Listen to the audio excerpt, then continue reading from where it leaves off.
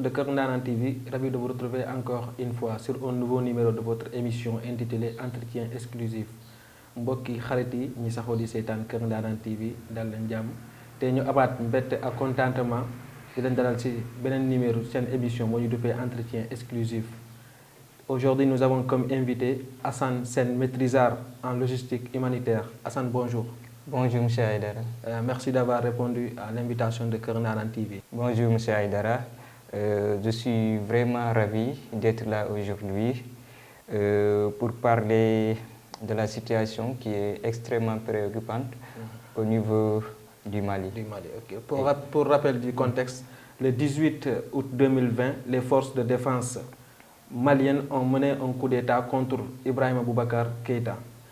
Quelques mois plus tard, ou bien quelques années plus tard, CEDEAO nous exigeait à ce que la junte nous def transition en quelques mois ou bien quelques années, mais ñoom pour transition pour la junte bi ñoom ñu ne pour ñu delloo pouvoir bi comment dirais-je si civil, il faut ñu def d'abord 5 ans pour régler la situation. Léegi moo tax CEDEAO ñëw def sanction bi léegi sanction bi mooy lan 6 parties la mais beneen mooy ñu tëj frontière aérienne ak terrestre. léegi loolu moo tax tey ñu invité la fii pour nga wax ñu ak loolu léegi yow sanction bi est-ce que lan mooy CEDEAO ak lan mooy le rôle de la CEDEAO. D'accord. Merci beaucoup M. Aïdara. Pour répondre à ta question, CEDEAO, c'est-à-dire Communauté économique des États de l'Afrique de l'Ouest. maanaam benn kuréel la bu nekk mbootaayu réew yi nga xam ne ñu ngi Afrique sowu jant pour gën a jàppandal maanaam koom-koom bi ak dem bi ak dëkkalante bi ci biir réew yi nga xamante ne nii ñoom ñoo sekk CEDEAO bi. CEDEAO mu ngi nekk benn kuréel boo xam ni on l'a créé en 1975 après les indépendances. Ok, mun nañu xam le rôle le rôle principal de la CEDEAO c'est la libre circulation des biens et des services. Tout à fait. Voilà. C'est de promouvoir le développement économique et l'intégration des pays, c'est-à-dire la libre circulation des biens et des services. Est-ce que léegi pour revenir à nos sujets, est-ce que sanction bu ñu def nii le Mali est-ce que c'est juste? Bon. balaa ñu def sanction est-ce que waruñu jaar ci ay négociations balaa ñu dem directement def sanction? Bon, pour répondre à cette question bi, j'allais dire oui et non. Oui, pourquoi? Parce que après coup d'État bi junte malienne bi aman dañu joxe woon seen kàddu que ni dañuy def benn transition bu 18 mois léegi diggante bi junte malienne bi defoon maanaam dëggaluñ ko parce que dañu ñëw ba ci cëppaandaw ji ñu ne ñun kat li ñu waxoon duñ ko mën a def léegi dañuy def 5 ans pour gën a mën a xool mbir yi ni muy demee. Régler le pays. Voilà. Donc jaadu na CEDEAO daal di réagir. C'est tout à fait normal. Bon léegi non pourquoi parce que man jàpp naa ni sanction yi CEDEAO teg ci ndoddu Mali c'est un peu exagéré. Parce que jaadu woon na bi lii amee ñu jéem a xool ay négociations yu ñuy def parce que bu ñu fàtte ni Mali dafa bokk ci benn kuréel bi ñuy wax le G5 Sahel. G5 Sahel bi sabab bi mooy ñu lutter contre le terrorisme. Parce que situation sécuritaire Mali fi mu toll nii est-ce que permettre na leen ñu organiser des élections libres et transparentes à un délai de 18 mois. Donc ak yeneen sur le plan social, sur le plan culturel, est-ce que Mali pare na pour organiser des élections libres et transparentes? Yooyu yëpp jàpp naa ni CEDEAO dafa waroon xool les tenants et les aboutissants d'abord pour soog a mën a jël ay daan yu toll nii teg ko ci ndoddu Mali parce que bu ñu fàttali tamit Mali ci CEDEAO la bokk voilà. léegi sanction bi bu ñu CEDEAO def léegi ñun en tant que Sénégal affaire bi lan la sanction bi qu'est-ce que ça va nous coûter? Surtout économiquement, qu'est-ce que ça va nous coûter? Bon, moi j'allais dire que ça va nous coûter très cher parce que bu ñu fàttali ni Sénégal ak Mali benn réew la Sénégal ak Mali benn réew la ñi nekk Mali ñoo nekk Sénégal parce que bu fàttali ni y avait le train qui circulait entre Dakar et Bamako et à partir de ce train-là dafa doon doxal économie bi ak jëflante bi ci diggante ñaari réew yi de telle sorte que dafa am ay sénégalais yi nga xam ne dañu jóge fii dem dëkk ji Mali am ay maliens yi nga xam ne ñu ngi fii Sénégal par exemple ci misaal rek à Bamako am na benn quartier bu ñuy wax Wolofu Mbougou foofu noonu pratiquement ay sénégalais rek ñoo fa nekk et pareillement ici au Sénégal à Thiès il y a un quartier qui s'appelle Mbambara donc moi-même je suis natif de ce quartier-là et foofu ay bambara ñoo fa doon nekk doon mbay avant l'indépendance bon pour tënk que ni rek maanaam jëflante bi diggante Sénégal ak Mali dafa nekk lu am importance d'où même la création des EMAS c'est-à-dire les entrepôts maliens au Sénégal parce que Sénégal il est en rude concurrence avec la Côte d'Ivoire parce que pour transport des marchandises pour le Mali c'est-à-dire ici au Sénégal la quasi-totalité des marchandises maliens transitent par le port autonome de Dakar du coup loolu day ñoŋal day jëmale kanam économie dëkk bi bu baax a baax en plus il y a le corridor Dakar-Bamako qui s'étend de plus de 1500 kilomètres léegi maanaam dem yeeg dikk bi foofu noonu day jëmmal économie réew mi bu baax a baax moo tax dégg naa am yeneen économiste ñu ne port bi sax déjà malien chaque jour lu ñuy dugal chaque jour boo ko xayma mën na dem 3 milliards par jour wala yeneen sax ñu ne ëpp na. effectivement des fois sax da koy ëpp. des fois sax da koy ëpp. léegi bon lii nii day nekk loo xamante ne nii day indil jafe-jafe maanaam économie surtout au niveau du port de Dakar déjà port bi dafa instant bii nii fi ñu toll nii dafa engorgé wu maanaam day am congestion lool du coup produits maliens yi nekk fii instant bii nii léegi dañuy occuper benn espace du coup espace boobu ñuy occuper c'est de l'argent qu'on perd voilà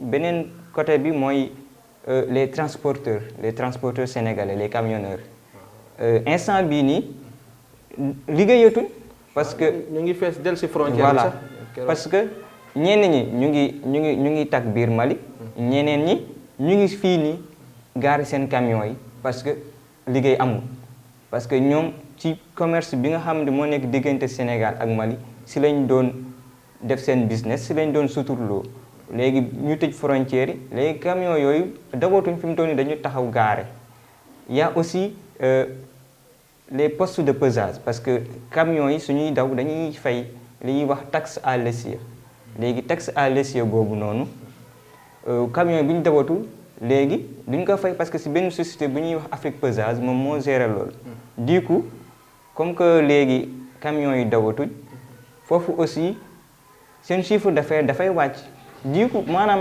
pour tënk rek côté yëpp fi mu toll nii ci fànn yëpp Sénégal dina si am ay jafe-jafe yu conséquent parce que boo demee frontière am na ñoo xam ne jël nañ seen marchandise ba pare seen bagage ba pare mais ñu ngi fees del ci frontière mënuñu dugg mënuñu. effectivement c'est le problème.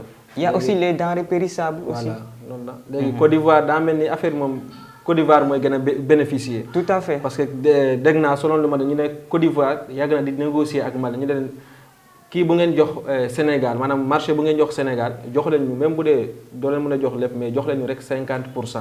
effectivement yàgg nañ di négocier léegi Mali mu bañ léegi xam naa situation bi bu présenté. ñoom dinañ profiter jël affaire bi parce que chaque jour c'est des milliards nous on gagne le Sénégal gagne des milliards chaque jour léegi situation bu ñëwee Côte d'Ivoire dina profiter soit même bu dee mënul jël marché bi yëpp mais mu jël 50% du comme yàgg na di ko réclamer. di ko proposer Mali. kon yow da nga xalaat ne président Macky Sall balaa muy jël une telle décision comme moom CEDEAO la bokk moom mën na leen wax bàyyi leen rek ñu ma dem négocier comme on a vu avec le cas de la Gambie. Comment ça a été passé. Il y avait des présidents Mauritanie et cetera ñoom ñoo ñëw di négocier ak Yaya Jammeh. mais affaire bi mu dem ba mu ses après CEDEAO si la réagir. tout à fait voilà peut-être dafa foog ne tamit le président Macky Sall dafa foog ne tamit lu mu defoon ak Gambie.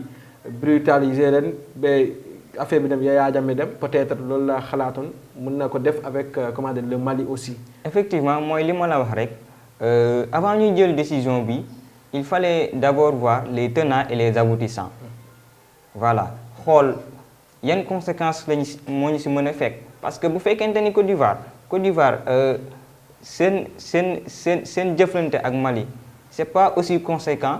C'est pas aussi important que Sénégal ak Mali parce que Sénégal ak Mali et coopération bilatérale c'est gagnant-gagnant et je pense que même Sénégal moo si gagné le plus donc laataa ñu jël décision yii nii et le président il était présent si conseil boobu noonu extraordinaire bi léegi man dama jàppoon ni jaadu woon na ñu def ay négociations d'abord laataa ñu jël décision yu ni mel. léegi. Comme affaire bi sanction bi CEDEAO jël na ko ba pare léegi comment dire junte bi. léegi ban position la ñu war a jël parce que comme situation ñëw na ba pare ins bi moom kay tëj nañu seen frontière mais Mali tamit pays la boo xamante ni mu ngi am frontière ak 7 pays. Algérie si la bokk ak Mauritanie. mais ñoom ñaar yëpp bokkuñu ci CEDEAO. kon ça veut dire ñaar frontières yooyu moom c'est ouverte. c'est ouvert léegi aussi Guinée tamit wax na moom du tëj frontière bi. kon ba léegi moom mën naa wax Mali am na côté boo xamante ni du daanu carrément. tout à fait parce que déjà am na 3 frontières am na possibilité jaar ci 3 frontières boo xamante ni c'est ouverte léegi actuellement junte bi ban position la war a jël pour maîtriser ou bien pour jël la situation en main. d'accord comme ni nga ko waxee rek li am moom am na ba noppi te comme ni ko Olof Njaay di waxee ànd neex na mais tamit koo bàyyi mu dem ak ay mbagam d'après décision yi CEDEAO jël. Mali je pense que ni mën na réagir et ils sont même en train de le faire parce que commencé nañ di collaborer ak l'Algérie la Mauritanie et même instant bi la Guinée te bu ñu fàtte ni Guinée fi mu toll nii am na port du coup Mali mën na collaborer ak Guinée pour seen marchandises di transiter vers la Guinée beneen mbir mi mooy lu mel ni Russie ak Chine instant bi dañuy commencer di jàppale Mali donc Mali instant bi ni dafa am ay alliés de taille je pense que ni Mali fi mu toll nii il peut sortir grand vainqueur sur le plan politique face à cette situation-là. ok léegi comme exemple kon Mali mën na profiter ci situation bi dem yu mel ni création monnaie bi exemple. franc malien je sais pas si bu dee mën naa ko tuddee noonu wala yu mel ni en tout cas daal dem boo xamante ni doo dépendre si beneen pays. effectivement Mali comme il y a le Mali il a des alliés de taille kon mën na profiter ci situation bi. effectivement Mali instant bii nii ñu toll nii je pense que c'est l'occasion fi ñu toll nii mu mën a jël son destin en main parce que ku am un allié de taille bu mel ni la Chine ku mel ni Russie. donc je pense que ni Mali mën na profiter aussi occasion bii nii pour gën a jëmale kanam développement en même temps aussi mu départir si néocolonialisme bi mu nekk di dund. en fait moom bon mën naa on peut dire c'est une chance pour le Mali puisqu'on a vu le cas de Cuba 50 ans lañ ko def embargo. 50 ans mais malgré dafa jël leur destin en main. ñu liggéey ba corona sax bu mu ñëwee Cuba moo doon financer pays yu bari ci affaire vaccin bi te Mali mën naa wax déjà ñu ngi 1 mois sax jàll bu ñu def embargo bi 1 mois sax moo dugul kon ñoom tamit mën nañ jël exemple ci Cuba Mali am na ay suuf am na ressources yu bari. am na ressources yu bari yu nekk foofu. kon mën nañu profiter ci situation bi jël affaire bi comme Cuba ñu doon def parce que comment dire Mali am na or te Mali boo xoolee tamit or bu muy exporter les principaux clients mooy Suisse ak Afrique du Sud.